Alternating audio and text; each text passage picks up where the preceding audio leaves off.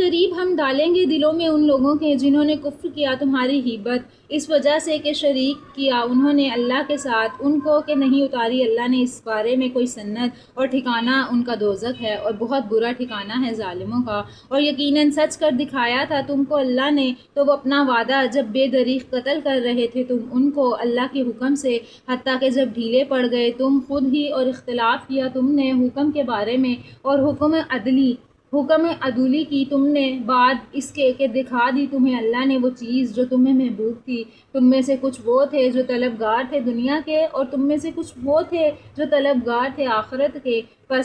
تب پسپا کر دیا اللہ نے تمہیں دشمنوں کے سامنے سے تاکہ آزمائش کرے تمہاری، اور حق یہ ہے کہ اللہ نے پھر بھی معاف کر دیا تمہیں، اور اللہ بہت فضل والا ہے مومنوں پر۔ جب تم منہ اٹھائے بھاگے جا رہے تھے اور پلٹ کر نہ دیکھتے تھے کہ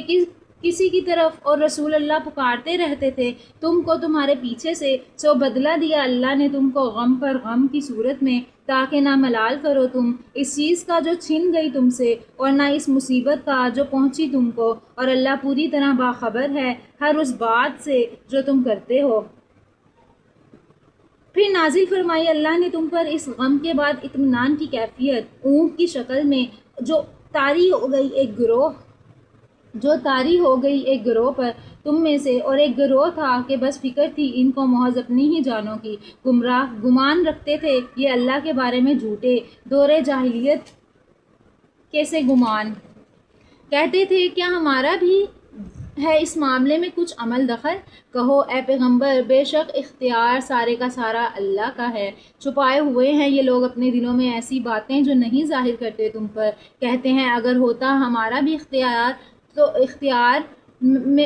میں کچھ حصہ تو نہ مارے جاتے ہم اس جگہ، کہہ دو اگر ہوتے تم اپنے گھروں میں سے تو ضرور نکل آتے،